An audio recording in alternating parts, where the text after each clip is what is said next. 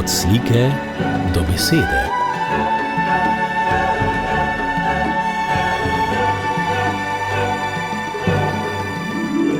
Od slike do besede.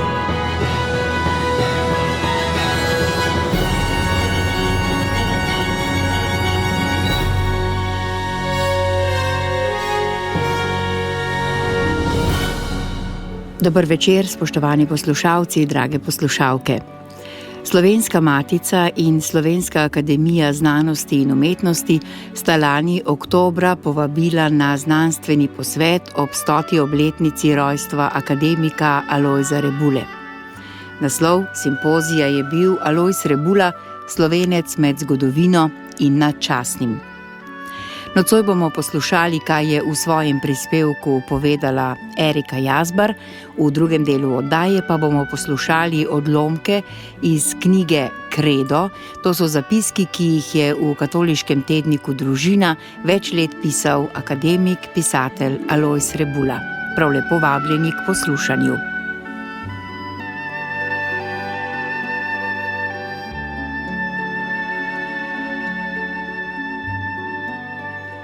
Najprej prisluhnimo Eriki Jazbar. Svojemu posegu sem dala naslov Sejati iz sejavskega imperativa. Sejati iz sejavskega imperativa je v poznem poletju leta 1969 v svoj dnevnik zapisal Alojz Rebula, ko se je spraševal, ali bo veličastno predavanje, ki ga je imel Boris Pahor v tistih dneh na študijskih dnevih Draga, padlo na plodna tla. Citiram: In vendar, sejati je treba, sejati iz sejavskega imperativa, tudi če pod cementom še 9 drugih cementnih plasti. V egipčanskih grobnicah so po tisočletjih našli pšenična zrna, ki so še imela v sebi klico plodnosti, je še zapisal v dnevnik leta 1969. Pol stoletja kasneje, oktobra 2018, pa je narekoval svoje verjetno zadnje stavke, da bi jih prebrali na vročitvi odlikovanja, ki so mu ga podelili v italijanskem okolju. V slovenskem prevodu se takole glasijo: Vse življenje sem ohranil žarečo željo po tuzemski resnici in pravičnosti, pa tudi neizmerno upanje v odrešenje, ki presega človeško zgodovino. Vsa moja dela so s tem prežeta. Morda se bomo srečali v tej žeji po odrešenju, ki od nekdaj vznemirja človeško dušo in jo bo vedno vznemirjala. Človek teži k nečemu močnejšemu in radikalnejšemu, ne le k družbeni ali nacionalni blaginji. Neskončno trpljenje sveta kliče in išče Boga. Knjiga je lahko kraj srečanja naših duš, tu lahko delimo vrednote, upanje in navdih. To je s smrtne postelje narekoval Alojz Rebula. V svojem prispevku o tem velikanu duha mislim besede, ki sem ga iz Gorice doživljala leposredno in za katerega rada poudarjam, da je bil sicer sin tržaškega krasa, a je krst prejel v cerkvi, ki spada pod goriško nadškofijo, ker na našem koncu namreč cerkvene in upravne meje ponekod ne sovpadajo. Bi se vprašali, v kolikšni meri lahko Alojzu Rebuli nadenemo tržaški, primorski ali zamejski okvir, oziroma v kakšni obliki je ta okvir presegal kot pisatelj, kolumnist in intelektualec. Poglejmo. Slovenska identiteta pri njem ni bila predmet razglabljanja, bila je aksiom. Že zelo zgodaj mu jo je izklesal fašizem, ki ga je tudi prikrajšal očeta. Ta je bil železničar, kar pomeni javni uslužbenec, premeščali so ga na vse konce Apeninskega polotoka, ker ni sprejel fašistične izkaznice. Slovenski jezik mu je bil vrednota, ker je bil v šoli oropan materinščine. Slovenščina zato ni bila le sredstvo za sporazumevanje, temveč je predstavljala bitnost naroda, kot je sam poudarjal. Izhajal je iz jezikovne periferije. Materni jezik je osvojil s trdim delom, povzdignil ga je do sijaja, ki ga matica redko premore v taki obliki. Razvil je svoj slog, iz katerega utripata njegova osebnost in duhovni svet. Ob povedni moči slovenščine žarijo melodioznost Mediterana, veličina Zahoda, simfonija antike in absolutnega, odklanjanje mlačnosti do bistvenega. Njegova narodna zavest je bila lačna slovenske kulture. Ljubljanska univerza je bila zato edina na svetu, ki bi jo lahko obiskoval, je rad ponavljal. Tudi matična domovina mu je bila ena in jasno predeljena, ni razmišljal o umestnih postajah regionalne ali večplastne identitete. Slovenski narod je dojemal celostno, vključno z zdomstvom, a s težiščem v matici, ki je glavno žarišče. Narodna obrobja so pomembna, ponujajo svoj doprinos ali drugačen pogled, tudi začasno pribežališče, a narodu piše zgodovino tisti del, ki se suče okoli Ljubljanske kotline in narodno preživi tisto obrobje, ki je s to kotlino povezano. Veliko skrb je posvečal dilemam slovenstva, veliko se je spraševal o krščanstvu in njegovih izzivih v sedanjosti, o osebni veri, o etiki Zahodu, ki je presežno skril pod preprogo. Največja življenjska strast mu je bilo iskanje smisla, življenja, biti, trpljenja, smrti. Najbolj srečen je bil, ko je pisal, pravijo domači. O sodobnih italijanskih avtorjih je pravil, da imajo premalo bivanske teže, smisla za resnico, preveč spretnega stila in napuha. Transcendenca, univerzalno slovenstvo, svetovna in slovenska cerkev, filozofska vprašanja, antika, grmenje proti nihilizmu in ciničnemu liberalizmu. Danes bi verjetno gnjavito razpravljal o umetni inteligenci, družini, številu spolov in Rusi. Na primorskem koncu so to teme, ki niso ravno v ospredju, kar je veljalo tudi za njegova desetletja, ko smo še premogli kritično razmišljanje, pluralizem, ko je katoliška stran še ponujala drugačen pogled na marsikaj. Erika Jazbar je dodala še. Lahko rečemo, da se Alojz Rebula ni potapljal v klasične teme in dileme tržaškega, primorskega ali zamejskega človeka. Vsak njegov tekst ali nastop pa je obenem jasno kazal, da je ostajal globoko ukoreninjen v svoji zemlji. Gmajna, Burja, Šempolajska, Kraška univerza so bili z njim eno. Kleni in uporni ljudje z mehkim srcem, ki so tu doma del njegove biti. Profesura na slovenskih šolah, Kraške Atene, kot je sam nazival občine, revija in založba Mladika, študijski dnevi Draga, ponedeljkovi večeri Društva slovenskih izobražencev, pa Primorski prijatelji so redno nastopali, tudi ko se je dokončno preselil v Loko pri Zidanem mostu.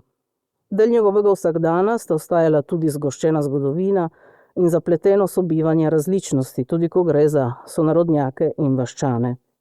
Bolelo ga je, ko je v domači vasi ali med dijaki opazoval, kako se šibijo vitalnost, zavednost, številčnost naše skupnosti. Naša usoda je najprej odvisna ne od podpore Ljubljane ali Strasburga, ampak od naše zvestobe življenju. Slovenci se bojimo otrok, je med drugim dejal v govoru na oslednji proslavi na Bazovski gmajni pred točno 20 leti. Na Tržaškem me dosti bolj kot nova slovenska knjiga ali nova gledališka predstava ali tudi velika prireditev razveseli rojstvo novega slovenskega otroka, je nadaljeval. Žalostilo ga je jezikovno nazadovanje naše skupnosti, zamejščino je odločno odklanjal. Slovenski pravopis je eden, je ognjevitno pribijal v slogu, ki je bil zanj značilen, ko je šlo za temo, ki ga je prevzemala. Nokturno za Primorsko je po oceni številnih najlepši literarni tekst, ki nudi vpogled v primorsko dušo. Tudi najbolj popoln, ker ga ni podredil mitologiji, ga ni prečistil nezaželenih odtenkov, na papir je izlil svet, ki je utripal tudi v njem. Sobival pa je tudi z drugimi dimenzijami njegovega biti človek, ki so se kontinuirano prepletale od študentskih let. Odmev teh različnih in med sabo povezanih svetov najdemo v njegovem stilu, vsebini, poudarkih, jeziku, ki bralca prevzamejo zaradi čutnosti in čustvenosti, radostnega upanja, ki ga daje vera, moči, ki jo prinaša resnica, do katere si se dokopal s trudom, tudi z bolečino. V Alojzu Rebuli se srečujejo bivanska radovednost svetega Avguština in Dantejeva politična in lirična strastnost, misionar Friderik Baraga in roman Dostojevskega, Jacques Maritain in Jakob Ukmar, poganski svetnik Mark Aurelij in pedagoški žar Joška Bratoža, ki je bil brat Lojzeta Bratoža, s katerim je vzljubil klasične jezike, pa Edvard Kocbek, ki ga je očaral tudi svojo prelepo slovenščino, od njega se je nato oddaljil, ko je postopno odkrival odstavke državljanske vojne revolucije, ki jih je režim zamolčal in preoblikoval. Erika Jazbar je nadaljevala. Ko se sprašujemo, zakaj nam besedila, ki posnemajo Rebulov stil, delujejo izumetničeno, je odgovor silen enostaven. Ne rastejo iz njegovega duha, vsakodnevne molitve, globinskega izpraševanja. Tako kot deluje neprepričljivo cerkev, ki si jo je zamislil arhitekt brez daru vere. Podobno je s tekstom, ki ne nastane iz navdiha. Verjetno ni slučaj, da mu je najlepši in njemu najbližji spominski zapis, ki je znal besediti njegovo veličino, ponižnost in večni ogenj, posvetil kardinal Franc Rode. In tu bi v zvezi z našim začetnim vprašanjem dodali, da vsebinsko osiromašena Primorska, ki se že dalj časa zrcali v poenostavljeni obliki same sebe, edinega slovenskega kardinala, če le more in v glavnem odklanja. Ko bi današnji posvet potekal v zgodnjem poletju, bi svoj poseg začela rekoč, da je bil Alojz Rebula po izvoru tržaški pisatelj, dihal pa je predvsem z matico in temami, ki so tam doma, ali kvečjemu z zahodnim krščanstvom. V Trstu je nenazadnje deloval v krogu, ki za naš mali svet ni reprezentativen. Predstavlja otoček, ki so ga ustvarili politična emigracija in redki domači posamezniki po drugi svetovni vojni. In se še danes trudi, da bi ohranjal poudarke, odnos z Ljubljano, domet treh Slovenij, vsebinsko kakovost, ki jih na našem koncu v taki obliki ne boste našli. Pa se je zgodil 21. julij v Šempolaju, Rebulovem rojstnem kraju, ko je na njegov 100. rojstni dan nekdanji slovenski predsednik Borut Pahor odkril spominsko ploščo na rojstni hiši. Dogodek je oplemenitil dovršen kulturni program, uvedla ga je sveta maša, ki jo je v slovenščini daroval goriški nadškof, ki je po izvoru iz Milana. V poletnem večeru so se na Tržaškem krasu srečali in prepletali slovenski ljudje, ki so prišli iz Matice, zamejstva in okoličnih vasi, veliko jih je bilo, iskreno so se poklonili pisatelju, katoličanu, profesorju, esejistu, mislecu, ki je v njihovem življenju pustil sled s kredom, s katerim izmed številnih romanov, s prevodi svetega pisma, z učno uro, predavanjem, opisom sprehoda po gmajni, posegom v razpravi. V zraku si srkal hvaležnost, ponos domačinov, globoko spoštovanje, pa tudi empatijo med ljudmi, ki so se zbrali z različnih koncev in sredin. Šempolaj je tisti večer postal kraj srečanja naših duš, kjer smo lahko delili vrednote, upanje in navdih, bi lahko preoblikovali njegove poslednje stavke. Alojz Rebula je vse življenje ostal tudi tržaški, tudi primorski in zamejski pisatelj.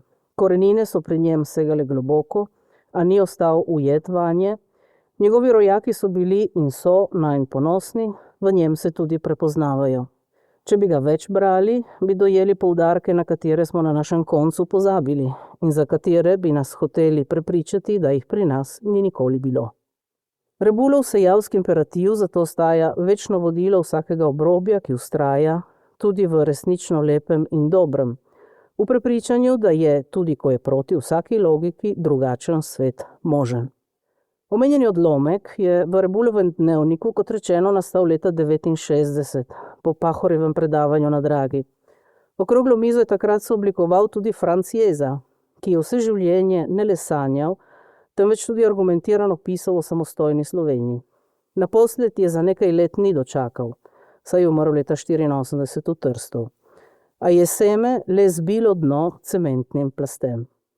Na drugem koncu sveta pa je Rebulov vrstnik Marjan Ajlec, arhitekt, urednik in pisatelj, ki je moral leta 1945 zapustiti ljubljeno domovino, v Argentini, kjer je bil med stebri tamkajšnje slovenske skupnosti, svoj in njihov sejavski imperativ takole ubesedil. Prešteli smo naše vrste in pretipali naše žuljave dlani. Malo nas je in utrujeni smo, a naredili bomo to, kar še zmoremo in dokler bo v nas življenja. Sejati je treba torej, bomo ponovili z Alojzom Rebulo tudi v današnji samostojni Sloveniji, ki se še vedno zvija v bolečih krčih tranzicije. Hvala za pozornost. Po naslednji pesmi pa bomo prisluhnili odlomkom, ki jih bo prebral Matjaž Merljak.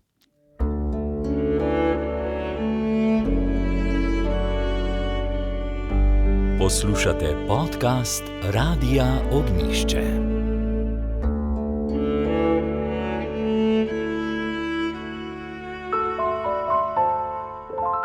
Spremljate oddajo Od slike do besede, prebiramo besede akademika, pisatelja Alojza Rebule, zbrani so v knjigi Kredo, knjiga je izšla pri založbi Družina.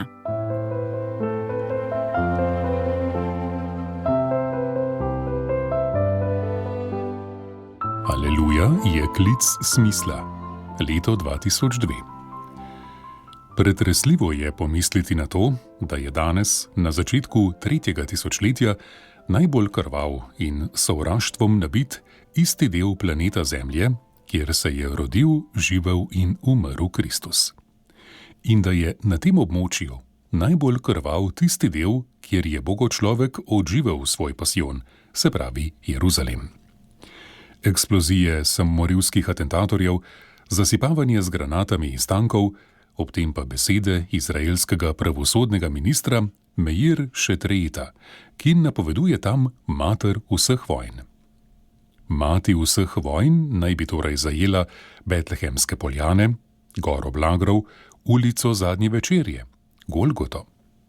Ali ni mogoče zaslutiti v tem apokaliptičnega zenita, prerojenega iz skrivnosti zgodovine, iz brezen njenega misterija, premetavajočega se med častnim in večnim?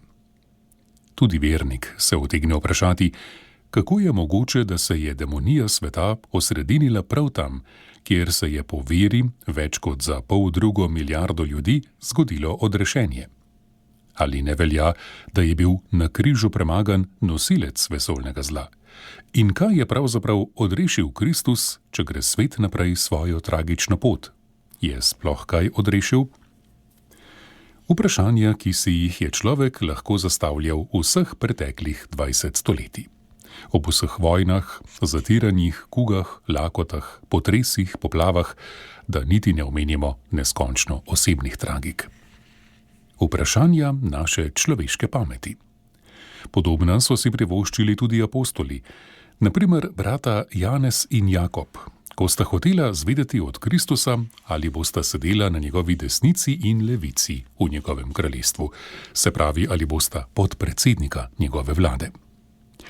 Dvomim, da se ga je kdo upal vprašati po vstajenju: Gospod, zakaj se prikazuješ nekim razčustvovanim ženskam in scaganim učencem, ne pa ljudem, ki nekaj pomenijo?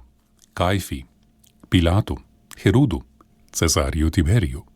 Ali če si ni drznil vprašati, si je verjetno to mislil. In ko bi bil poznal bližnjo prihodnost, bi ga prav tako lahko vprašal, ali si vsaj mislil vprašanje: boš po odrešenju dopustil norenje Kaligule, lakoto pod Klavdijem, izliv ognja iz Vezuva, uničenje svojega Jeruzalema? Kristusov odgovor bi bil seveda isti, kakor ga je dal ambicioznima bratoma: ne veš, kaj sprašuješ.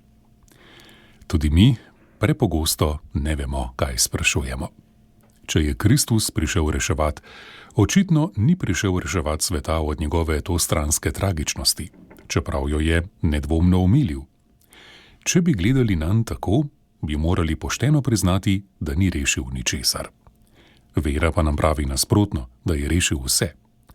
Svet je prišel rešiti od njegove globlje tragičnosti, od njegove obsojenosti v nesmisel. Vstali Kristus je odrešil svet in zgodovino nesmisla, ni ga odrešil trpljenja. Osmislil ga je. Osmislil je naše bolezni, naša razočaranja, naše stiske, našo nemoč, naše visenje v brezup. Hans Urs von Balthasar je zapisal, da je za svoj zmagoviti voz priklenil tudi našo tesnobo. A tudi če je ni, je usmislil tudi to črno botro naših dni. Aleluja, to je klic smisla, torej aleluja.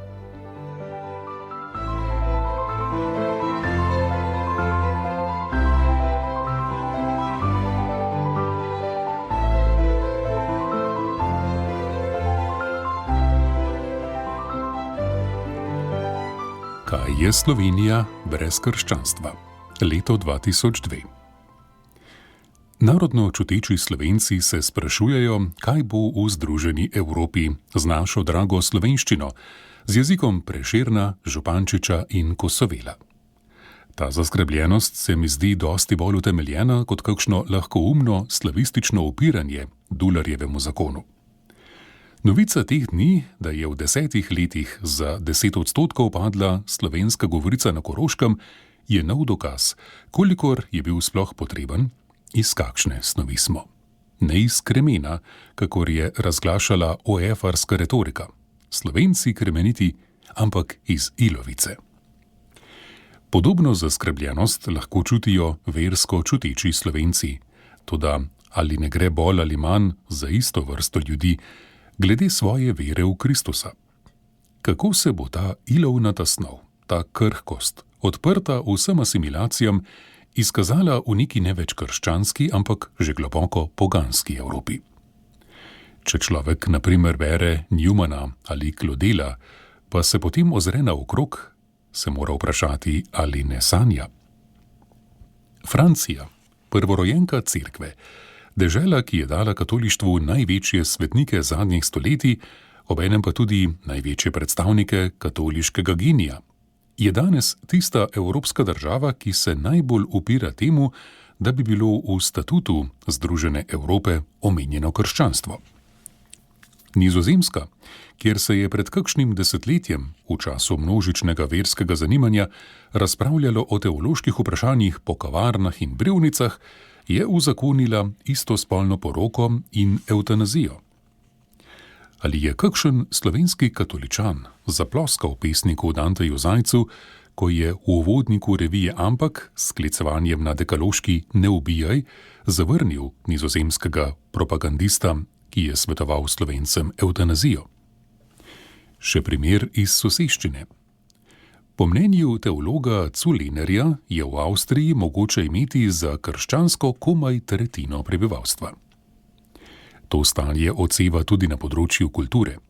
Nobelovo nagrado, na primer, odnašajo antikristjani kot Fo ali Samarago. Toda kaj je Evropa brez krščanstva? Brez krščanske vere, je zapisal veliki kristjan Theodor Hecker v svojem delu Krščanstvo in kultura, je Evropa samo zmes peska v vrtincu mnenj, idej in verstev. Jutri bo na kolenih pred Rusi, pojutrišnjem pred Japonci, v 3 dneh pred Kitajci, v 4 pred Indijci, nazadnje pa bo čisto gotovo plen črncev. Jutri bo dobila matriarhat ter zmogla in izrekala samo podduhovne reči, namreč psihoanalitične, podtelesne, z področja nečistovanja in perverzije. Koliko bolj upravičeno je šele vprašanje, kaj je Slovenija brez krščanstva.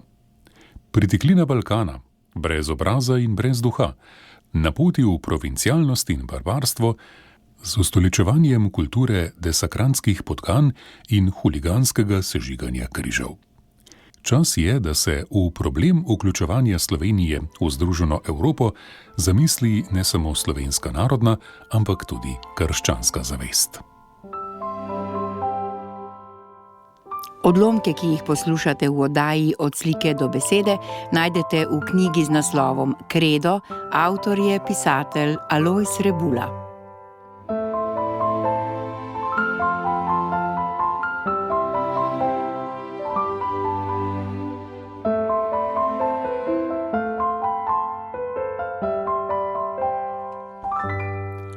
Krepost, o kateri se ne pridiga. Leto 2002. Italijanski pesnik Carducci, v Trstu ima največjo ulico poleg Korza, je v neki pesmi poučital Galilejcu s plavimi grivami, kakor je mrsko imenoval Kristusa, da je na človeka zvalil križ, češ, nosi ga in hlapčuj. Literatska puhlica. Križ si je človek zvalil nase sam, v tistem hipu, ko je v Edenu izrekel svoj ne Bogu, in ga potem nosil skozi vso svojo zgodovino, od paleolitske dobe do spletske. Križ je neločljiv od človeka, kakor je neločljiva od njega njegova senca. Križ si nalagaš najprej sam. Nalagajo ti ga bližnji, družba, politika, finance. Najprej si ga naložiš svojo ambicijo, pohlepom, z nevoščljivostjo, nestrpnostjo, živčnostjo. Naložiti ga tvoj organizem, zmeraj viseč v bolezen, kolikor že ni v njej. Naložijo ti ga otroci, če jih imaš, in pogrešanje otrok, če jih nimaš. Naloži ti ga družba, naloži ti ga politika, naloži ti ga lahko tudi vreme. Kdo se more odtegniti križu? Zato je privid nove dobe. Te nove religije v New Yorku in Washingtonu si po lanski katastrofi težko obeta novih privržencev o nekem ubranem sožitju človeka s seboj, soljudmi in stvarstvom. Eden najplehkejših, kar si jih je človeška sanja o raju na zemlji izmislila. Zakaj za raj na zemlji gre, kakor je šlo za raj na zemlji pokojni religiji komunizmu? Krščanski realizem gleda na svet, kakršen v svoji nepopravljivi tragičnosti je, brez vsake mitološke primesi. Zlo bo trajalo do konca časov in, če moramo kaj razumeti v zadnji knjigi Nove zaveze, v Apokalipsi, bo ob bližanju konca celo naraščalo. Križ bo vladal nad človekom do konca. Le da bo za kristjana križ, na katerega se je dal pribiti njegov učenik, to bo posvečen, osmišljen, še več, odrešenski križ. Prenašati križ. Krepost, ki usposablja za to nošnjo, pa je potrpljenje. Tega se je v svojem poganskem realizmu zavedal že tisti antični človek, ki si je dal za življenjsko vodilo besede anehov sustine, prenašaj. Okrog te življenjske drže se je vrtela najvišja poganska filozofija, stoicizem. Za krščanstvo pa je to postala kraljevska pot križa. In vendar o tej veliki kreposti, potrpljenju, v cerkvah malo slišimo, pa še nikoli ni bila tako potrebna, kakor dandanes. Saj se je civilizacija kakor zaklela, da bo človeku snedla živce svojim tempom, svojim informacijskim bombardiranjem, s histerijo prometa po cestah, z nenehnim reklamskim tuširanjem. Za kristjana priložnost zavaja v kreposti, ki je bila eminentna krepost njegovega učenika. Kreposti, ki se svojo trpljensko komponento vključuje v širše odreševanje sveta. Literati v Vilenici so se spraševali, ali literatura rešuje svet. Rešuje ga kaj drugega.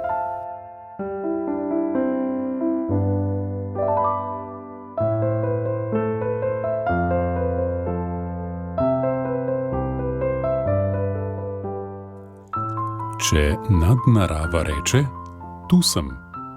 Leto 2002. Kljub splošnemu upadanju verske prakse in tudi skoraj uradnemu samorazkristjanjevanju nekaterih tradicionalno-katoliških dežel, glej zakonodajo v prid splavu, evtanaziji, homoseksualnosti in tako dalje, katoliška cerkev ostaja eden od živcev sveta. V zadnjih desetletjih je doživela nekaj trenutkov, ki so svojo veličastnostjo pritegnili pozornost planeta. Vzemimo na primer pretresljivo svetniško umiranje Janeza 23. Veličastno odprtje drugega Vatikanskega cerkvenega zbora, prelomno izvolitev Janeza Pavla II., vrsto odmevnih potez tega izrednega papeža. Lahko rečemo, da med take velike trenutke sodobne cerkve spada tudi kanonizacija, razglasitev za svetnika italijanskega člana kapucinskega reda Patra Pija.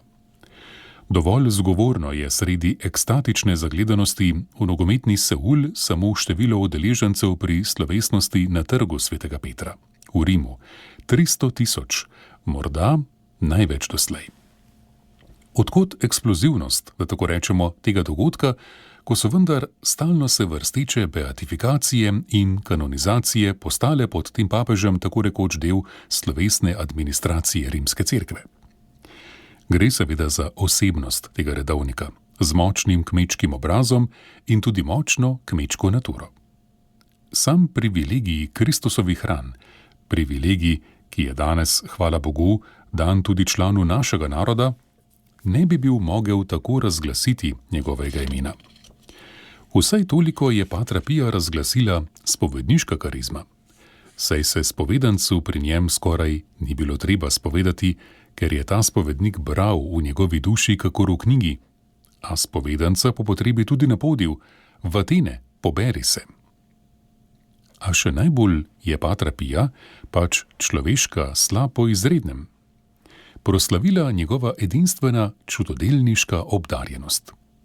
Ozdravljenja, nenadna prikazovanja ljudem, branje prihodnosti.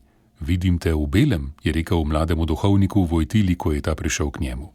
Bilokacija, da so ga hkrati videli v njegovem kraju in v Rimu ali v Ameriki. Vse to so 100-krat preverjena dejstva, pred katerimi more vnemeti še tako samozavestna nevera. Znano je, da je Cerkev glede takšnih pojavov izredno previdna, glej oklevanje pri evidentnem Medžugorju. Dejansko je Pater Pij imel proti sebi celo nekatere papeže, kakšnega vodilnega katoliškega znanstvenika, patra Gemelija, da mu niso dali miru z nenehnimi zdravstvenimi pregledi in da so mu nekaj časa celo prepovedali javno nastopati. Sila, ki je tudi nad Cerkvijo, pa je hotela drugače. S patrom Pijem je hotela dati svetu, ki hoče nazaj v poganstvo, dokaz, da nadnarava obstaja. Pater Pij je še en dokaz, tokrat tako rekoč eksperimentalen, da je Bog, da je Kristus edini odrešenik, da je Cerkev njegova ustanova. A četudi bi bil prišel Pater Pij zaman, kar se tiče spreobrnenj, pa ni prišel zaman, je vsekakor prišel v tolažbo in v hrabritev svojim bratom v veri, vsem tistim, ki verujejo in upajo, kar je verjel in upal on.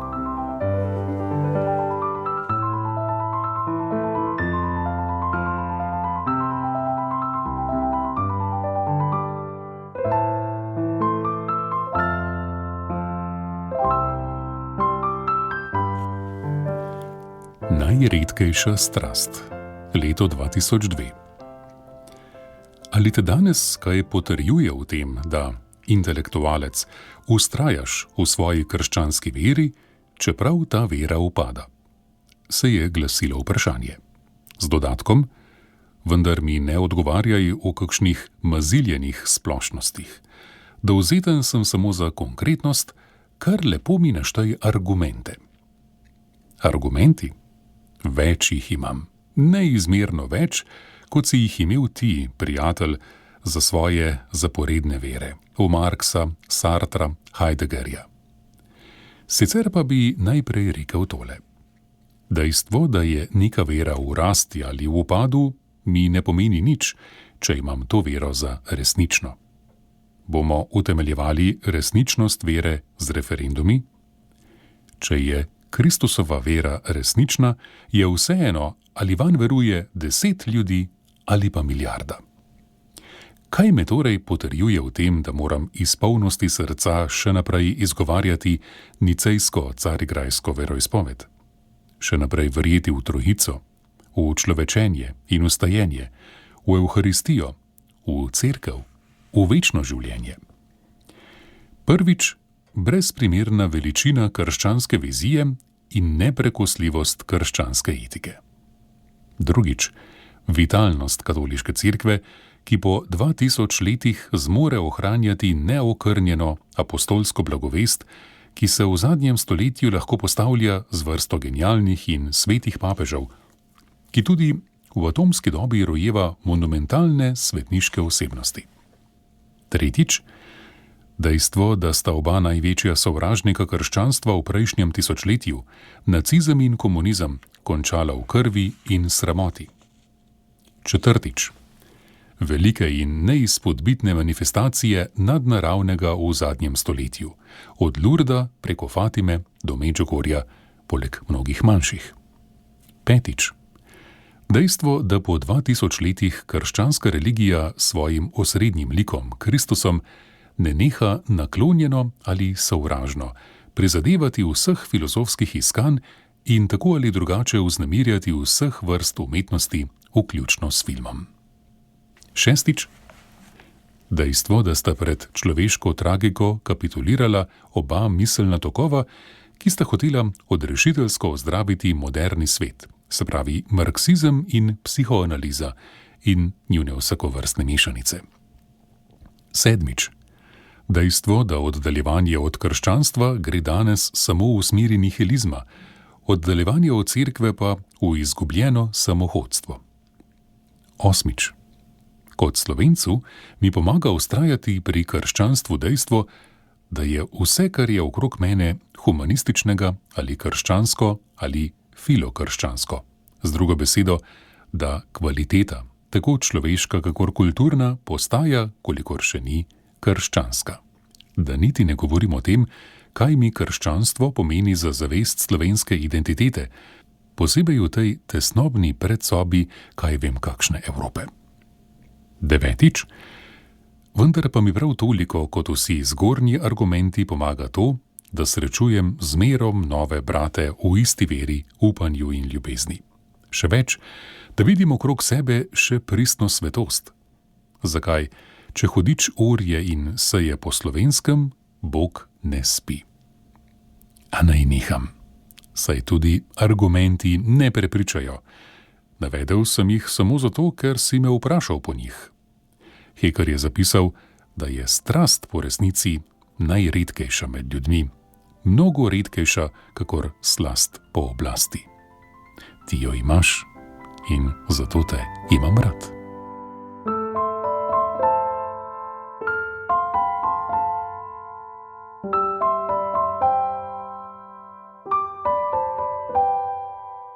In tako smo prišli do konca oddaje, ki sem jo pripravila in uredila Mateja Subotičanec. Za tehnično izvedbo je poskrbel Marko Zupan. Oddaja je že dostopna med našimi podcasti. Hvala, ker ste bili z nami. Bodite spet čez teden dni. Lahko noč.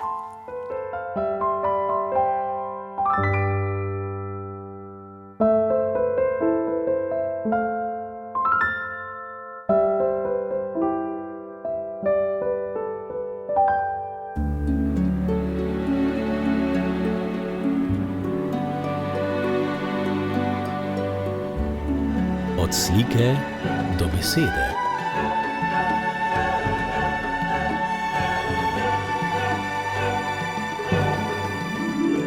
Od slike do besede.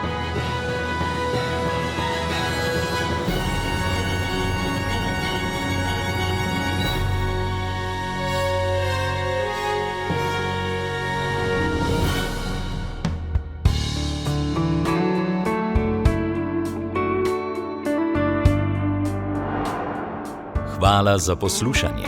Podprite brezplačen dostop do naših vsebin in postanite prijatelj Radia Ognjišče.